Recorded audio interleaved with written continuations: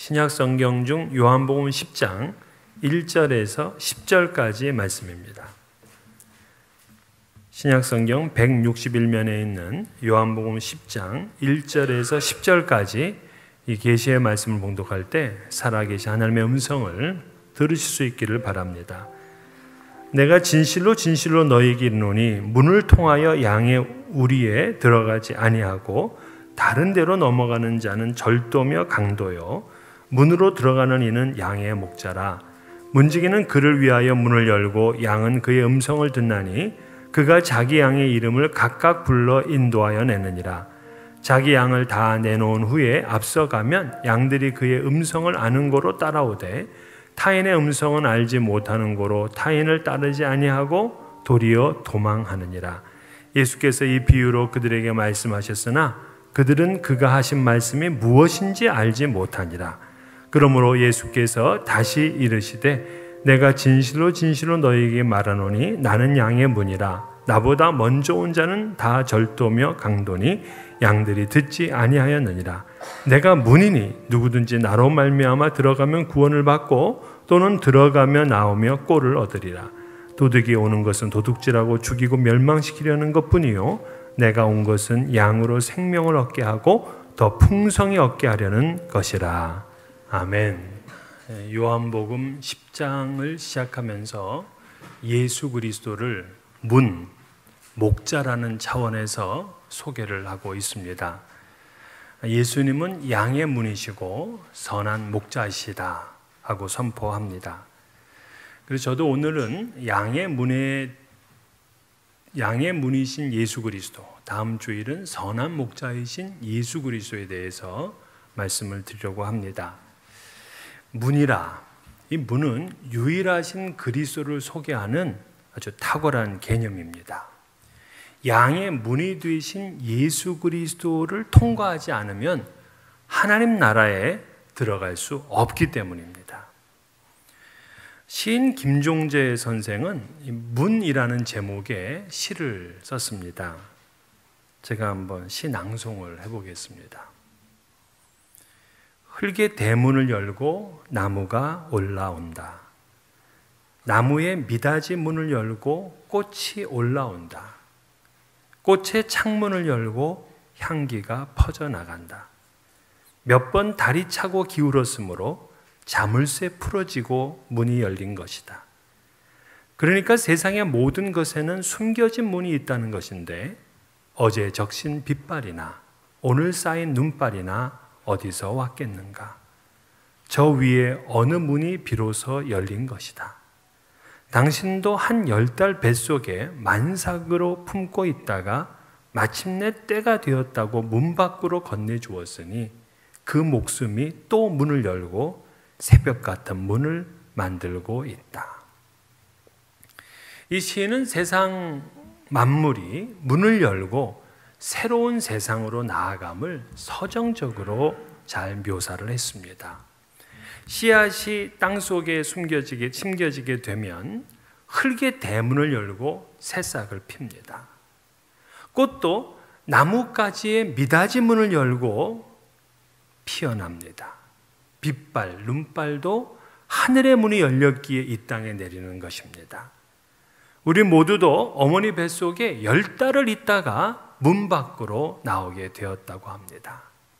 그렇게 사는 인생들이 또다시 문을 열어가면서 새로운 세상을 만들어가고 있음을 기대하고 노래합니다. 그렇습니다. 우리도 문을 통해서 새로운 인생으로 나아가게 됩니다. 엄마의 복중에 있던 이 태아는 자궁문을 열고 세상에 나옵니다. 태아가 이 세상에서 다시 새롭게 살게 되는 순간입니다. 이 태아가 문을 열고 나오지 못하면 결국 유산되고 맙니다. 그렇게 본다면 여러분들 모두 다 모든 인간은 첫 번째 문을 여는데 성공한 존재들이 됩니다. 첫 문을 잘 통과한 우리들은 이 땅을 살아가면서 수없이 많은 문을 들락거립니다. 지난 한 주간도 그러셨죠. 방문을 나와서 신발을 신고 대문을 나섭니다. 차문을 열고 일터로 가서 가게 문을 엽니다. 퇴근하면 마트의 문을 지나서 장을 보게 되고 주일이 되면 교회 문을 들어와서 이렇게 하나님을 예배합니다. 만약에 여러분들이 이 문 중에 한 곳이라도 제대로 지나가지 못할 형편이었다면 그분은 안전에 이상이 생긴 것입니다. 어떤 이들은 국가고시라는 인재들의 등용문을 통과해서 출세하고 높은 고위 관직에 오르기도 합니다. 또 전쟁에서 큰 공을 세우고 개선문을 위풍당당하게 들어온 장군이 황제로 추대되기도 합니다. 문을 제대로 통과한 사람들에게 주어지는 영광입니다. 하지만 우리가 아무리 출세와 명예의 문을 지나서 최고의 자리에 올랐다 하더라도 우리 인생에 반드시 지나가야 될 문이 있습니다. 양의 문이신 예수 그리스도를 믿고 천국문을 통과해야 됩니다. 이 문을 통과하지 못하게 되면 영원한 저주 가운데 있게 됩니다. 절대로 그래서는 안 됩니다. 문에 들어가지 못한 슬픈 이야기가 성경에 있습니다. 마태복음 25장에 나오는 미련한 처녀들 이야기입니다. 그들은 등을 가졌지만 기름이 떨어지고 말았어요. 신랑이 왔는데 슬기로운 다섯 처녀는 일어나 등불을 준비하고 신랑을 맞이합니다. 그러나 미련한 여인들은 자신들의 등불이 꺼져서 그 여인들에게 기름 좀 나눠달라 하니까 슬기로운 처녀들은 이를 거부했습니다. 성경을 읽을 때마다 좀 나눠주지, 큰 물 아낀다고 그렇게 안 나눠주고 거부를 했는가 하고 그렇게 좀 의아했는데, 지난주 제가 목회자 세미나에 갔다가 비로소 그 의문이 풀렸습니다. 이번에 그 방문한 곳이 뉴올리언스에 있는 신학교예요. 침례 신학교. 근데 세계에서 신약 성경 사본이 가장 많이 소장되고 있는 신학교입니다. 그래서 그곳 박물관을 방문하고 그 연구원으로부터 안내를 받게 되는데, 가니까는 아브라함 시대에 썼던 컵도 전시되어 있더라고요. 그리고 다양한 신학의 사본을 보고 강의를 들었습니다. 그런데 박물관의 전시품 중에서 제 시선을 빼앗는 조그만 물건 하나가 있는데 그게 등잔이었어요. 그 등잔이 지금 갓난 어린아이의 주먹보다도 작을 만큼의 등잔이었어요. 요만합니다. 그런데 그 연구원은 그 등잔이 마태복음 25장에 등장하는 처녀들이 가지고 있는 등잔과 같은 종류의 것이라고 합니다. 남들에게 나눠줄 수가 없는 너무나 작은 등잔이었어요. 그 등잔에 기름이 떨어지지 않도록 하기 위해서는 이 사람은 굉장히 많은 신경을 써야 됩니다.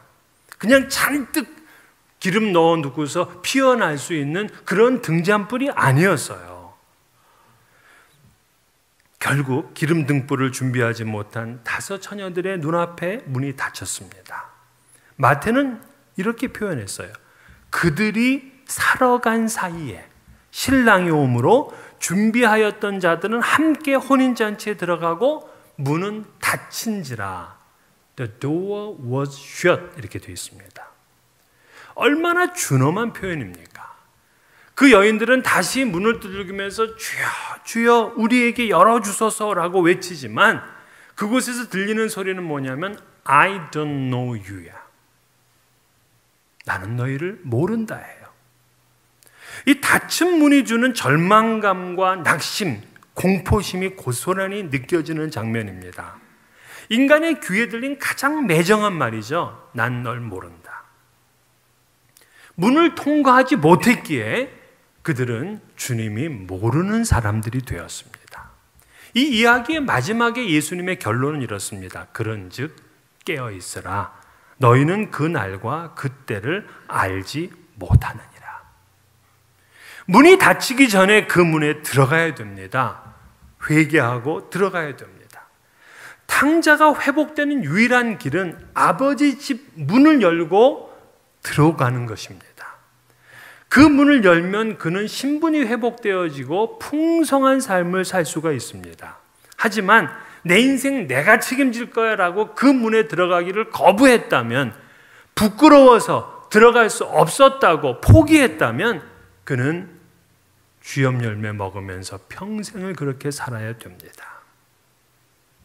그러면 이렇게 양의 문이신 예수 그리스도를 통과하는 게 참 귀하고 좋은 건데 왜 사람들은 그 문에 들어가려고 하지 않을까요? 바로 그 문이 넓고 편한 문이 아니기 때문에 그렇습니다.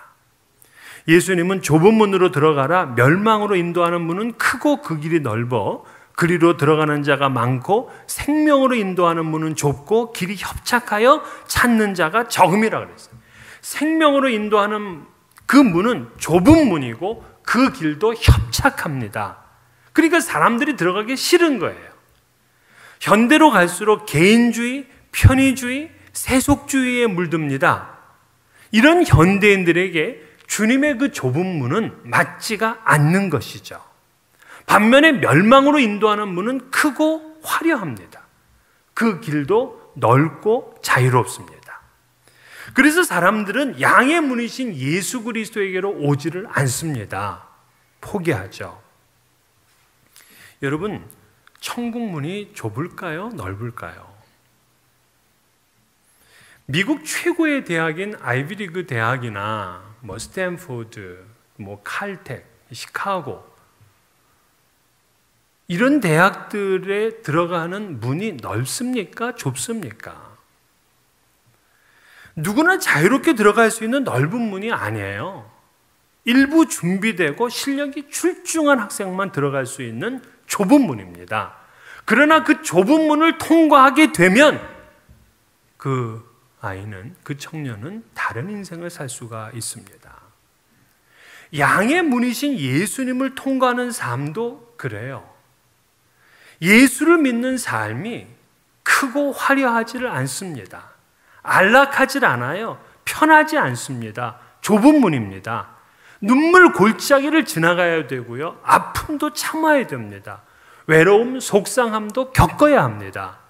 그래서 우리는 신앙의 삶은 애통하게 되고요. 심령이 가난해지게 될 수밖에 없는 거죠. 그런데 그렇게 예수 그리스도의 문을 통과하게 되면 생명샘이 있습니다. 제 대신 화관을 쓰게 되고 기쁨이 넘치는 삶을 살게 됩니다. 예수님 당시에 그 양의 우리는 동굴에다가 만들든지 아니면 그냥 공터에 돌과 나뭇가지를 엮어서 그렇게 담을 싸서 우리로 만들었습니다. 그리고는 문은 하나만 만들었어요. 양떼를 지키기 수월하기 때문에 그렇습니다. 그래서 목자는 그 문 입구에 서서 문 역할을 합니다. 들어가고 나가는 걸 모두 다 살핍니다. 그래서 목자가 문이고 문이 목자인 거죠. 심지어 양떼를 지키기 위해서 목자는 문 앞에서 잠을 잡니다. 양은 목초지에서 풀을 뜯고 먹지만 오후가 되면 우리 안으로 들어와야 됩니다. 그런데 이때에 양떼 곁에는 목자도 있지만 그 양떼를 탈취해 가려는 절도며 강도도 있습니다. 이들의 특징은 문으로 통과하지 않습니다. 담을 넘습니다. 그래서 1절에 다른 데로 넘어가는 자는 절도며 강도라고 했어요. 그러면 그 당시의 절도 강도는 누구를 가리키는 말이냐? 오늘 본문이 10장 1절에 절도 강도 얘기가 나오는데 바로 그 앞에 9장과 연결되어 있습니다. 지난 시간 실로암에 가서 눈을 뜨게 된 날 때부터 맹인된 사람의 이야기를 나눴어요. 자, 눈을 떴다는 얘기는 보통 신기한 일이 아닙니다. 너무나 축복된 그러한 일이잖아요. 그러나 바리새인들과 유대인들은 안식일 날 고쳤다는 이유로 시비를 걸기 시작했습니다. 이 맹인은 예수께서 눈먼 자를 고치셨으니 이분은 하늘에서부터 오신 자라 하고 그렇게 시인하고 고백을 하는데, 당시 바리새인과 유대인들은 예수를 그리스도라고 시인하게 되면 그를 출교하기로 결의까지 한 상태입니다. 왜 그들은 그렇게 사람이 눈을 뜬 것을 축복해 주지 못하고 안식일 규례를 철저하게 지키려고 하느냐? 그 이유가 있죠. 하나가 무너지면 다 무너질까 봐 염려스러운 겁니다.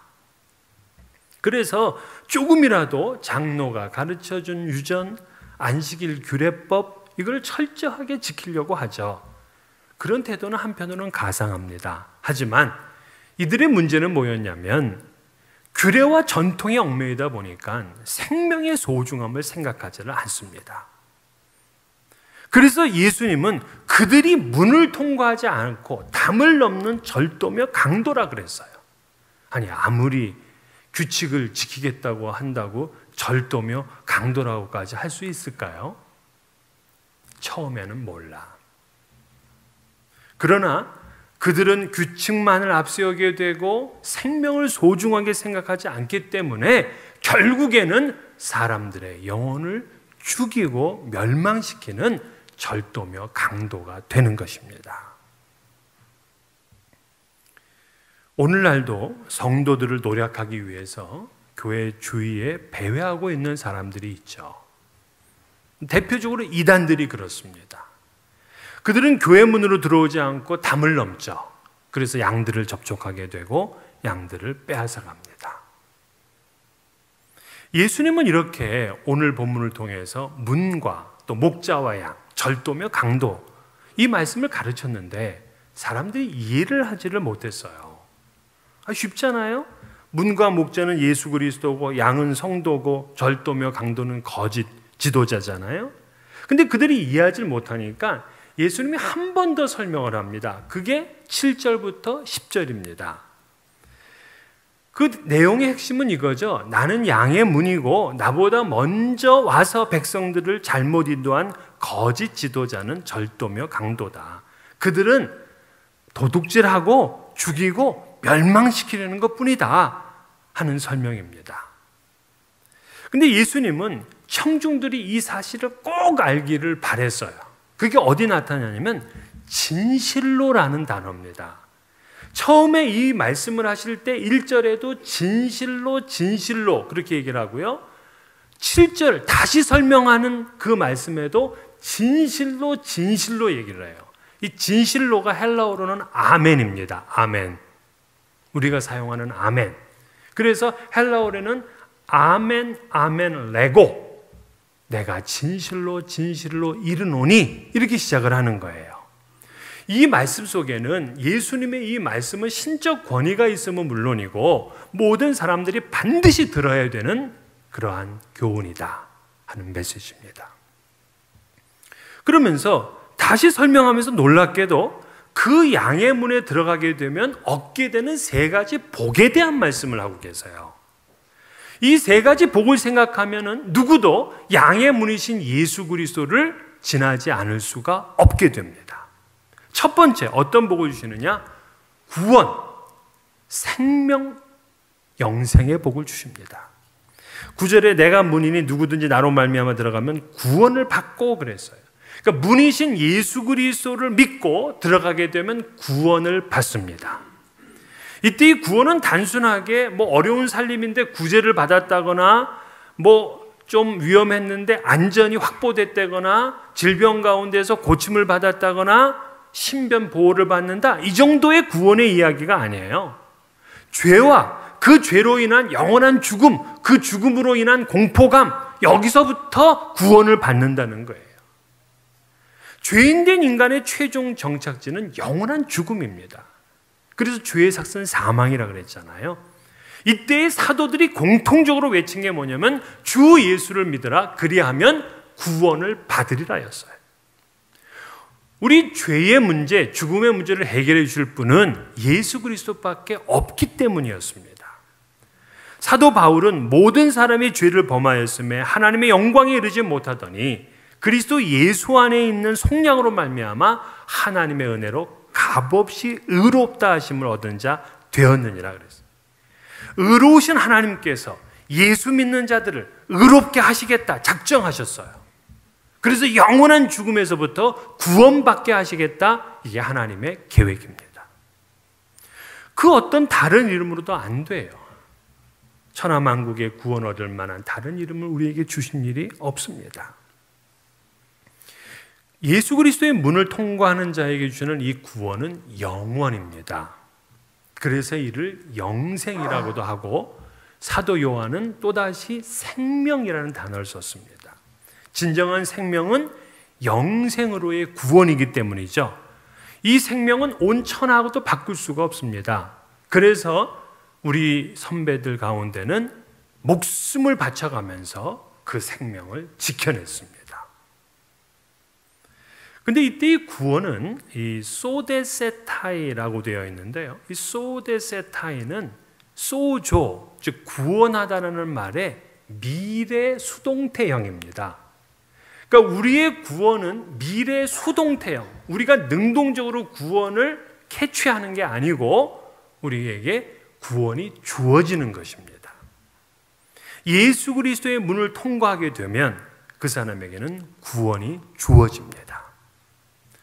두 번째는 이 구원과 뗄 수 없는 복이 하나가 있는데 그 복이 자유의 복입니다. 자유의 복. 지난 8장에서 진리를 알지니 진리가 너희를 자유롭게 하리라 그랬죠. 구원받은 백성과 뗄 수 없는 게 자유예요. 구원받은 백성은 뭔가 묶여서 그것 때문에 시달리고 그것 때문에 힘들어하지 않는 거죠. 바울 사도는 심지어 갈라디아에서 믿는 자들은 자유로 부름을 받은 것이다 그렇게 설명을 했어요. 그러니까 구원을 받다라는 말과 자유하다라는 말이 거의 같이 쓰였어요. 오늘 본문에 이 자유의 표현들이 나오는데 4절에 보니까 자기 양을 다 내놓은 후에 그랬어요. 우리의 묶어만 놓지를 않아요. 자유롭게 우리 밖에서 다 내어놓습니다. 양의 문 예수 그리스도를 통과하지 않으면 결코 알 수가 없는 자유죠.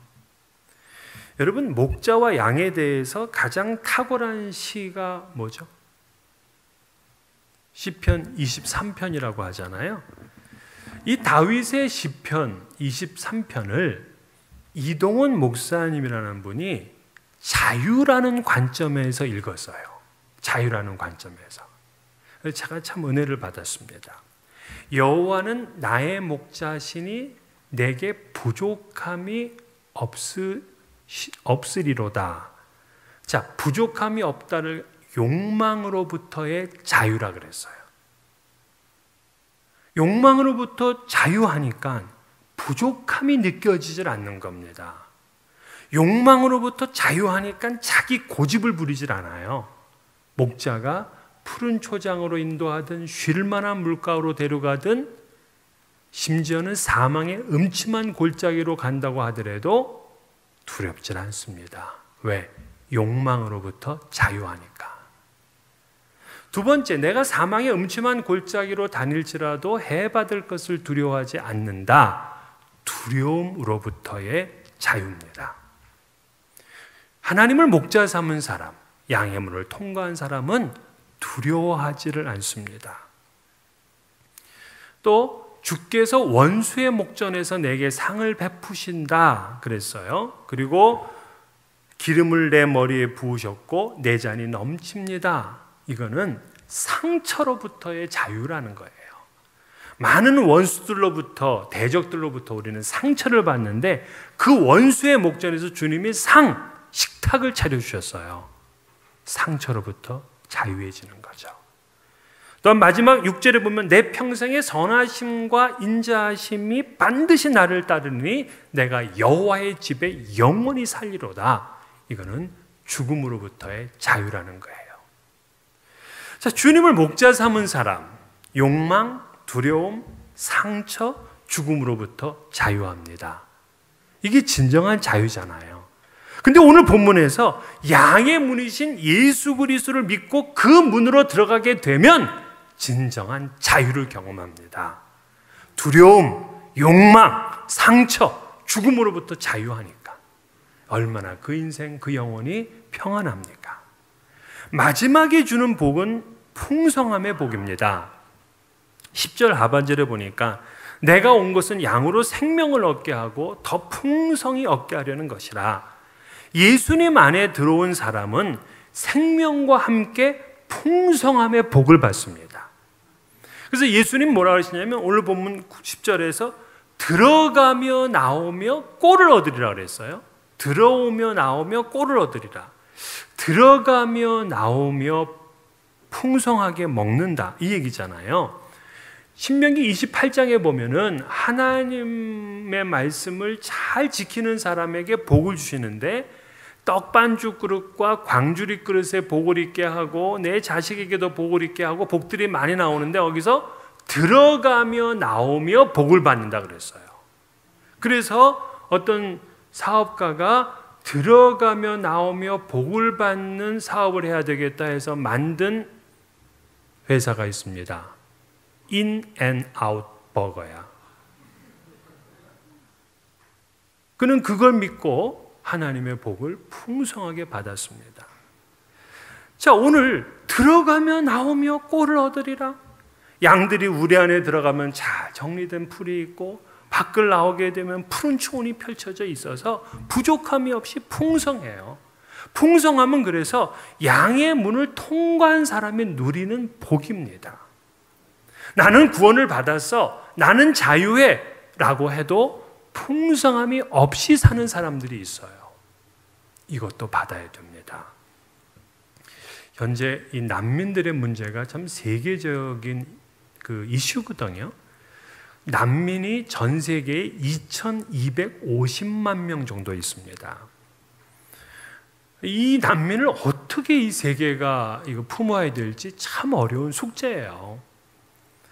특히 우리가 그 요즘 방송에서 많이 본 건 저 그 중미의 온두라스에서 이 미국을 향해서 멕시코를 향해서 그 몰려오는 그 캐러반들을 볼 수가 있습니다. 그들은 이제 멕시코와 미국에 망명 신청을 하는 거예요. 왜?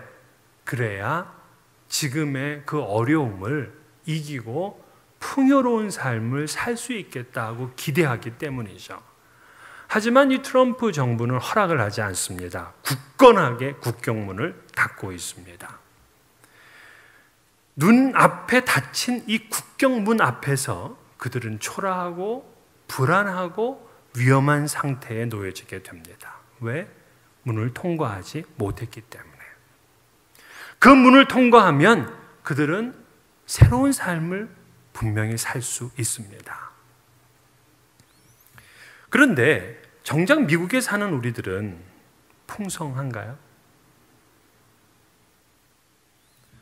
예수 안에서 풍성함을 누리지 못하면 이 땅에서 주는 풍요로움으로는 풍성함을 누리지를 못합니다.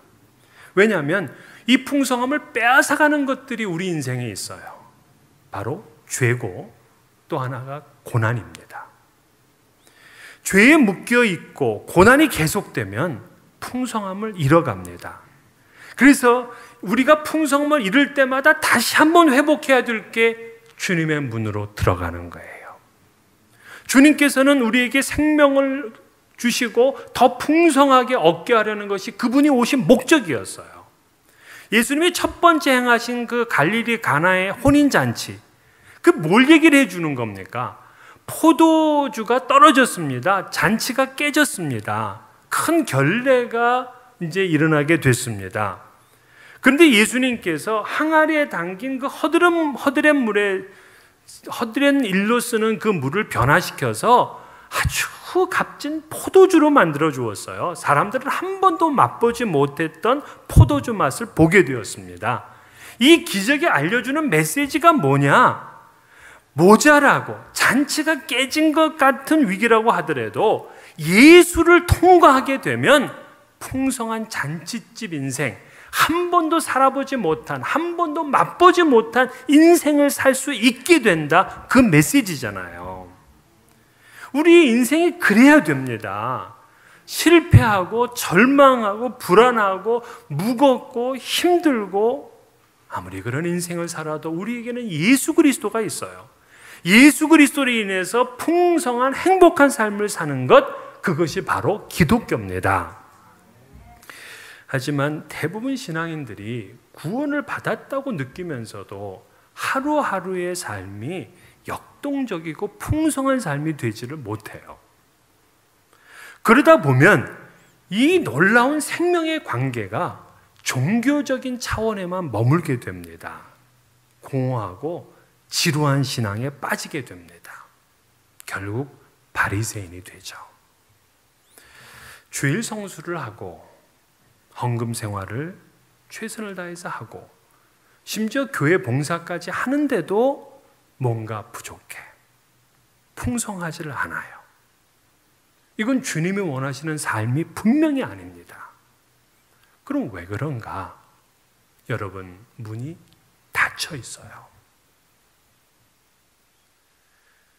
양의 문을 통과하기 전에 닫혀 있는 여러분의 마음의 문을 먼저 열어야 됩니다.